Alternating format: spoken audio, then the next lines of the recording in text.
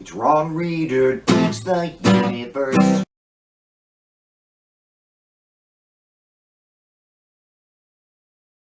I'm Ron Reader, and this is Ron Reader Digs the Universe, and tonight, conservatives call me Commie. First off, conservatives know fuck all about economics. They used to kinda sorta sound like they do, but they don't even do that anymore. And the beliefs about economics on which they rely instead of actual knowledge are demonstrably false. They do not acknowledge that the 2008 market crash proved that markets do not self-regulate. They do not acknowledge French economist Thomas Piketty's Nobel Prize winning work proving that capitalism only makes the rich get richer, leaving everybody else year after year with less. They do not acknowledge that capitalism overall, and especially its mass media industries, cause a great deal of the social change against which they rail, instead choosing to blame it on the gays, or the Mexicans, or the blacks, or the liberals, whatever. So, talking about how conservatives use the word communist or socialist isn't a discussion about economics. They just don't know what they're talking about with economics. I mean, by now most conservatives couldn't even really articulate the differences between capitalism and communism. Rather, this is a discussion about rhetoric, emotion, and control. A lot of baseless talk with devastating consequences for the nation.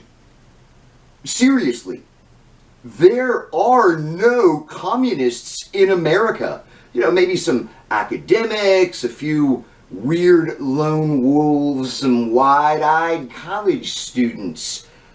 But that's it. Nothing. Zip, zilch, nada. And there are likely not many more actual socialists. You know, the people who think that government should seize the means of production. Hardly any of those. Bernie and I, we call ourselves socialists, but really that just means European-style social democrat, or as Princeton economist and Nobel Prize winner Paul Krugman has asserted, New Deal Democrat. Very American, very, very American. This non-existent state of American communism is in keeping with over a century of ongoing anti-communism. We've had two major Red Scares in this country, first right after World War I in the wake of the Bolshevik Revolution, and again in the early 50s after the dropping of the Iron Curtain. Serious shit. Vast purges of artists, intellectuals, scientists, teachers, civil servants, and so on. People's lives and careers totally destroyed. You play with the red in this country, your persona will be dead.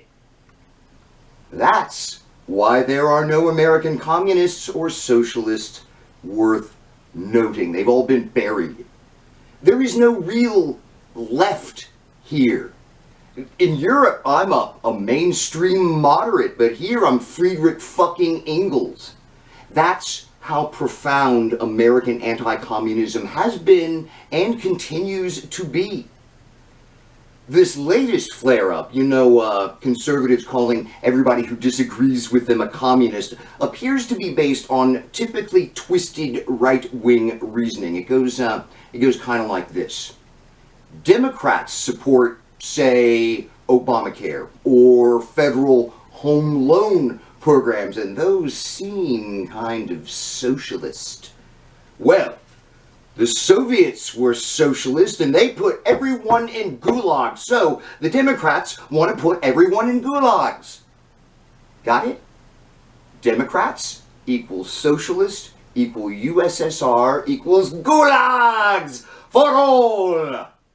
And that, along with abortion murders, sprinkled with QAnon groomer and pedophile nonsense, is why it's not only acceptable for them, but downright desirable to support fascism and fucking kill liberals.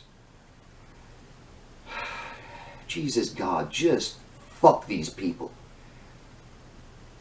I'm Ron Reeder, and this has been Ron Reeder Digs the Universe. Join me, Ron Reeder, again next week for another episode of Ron Reeder Digs the Universe.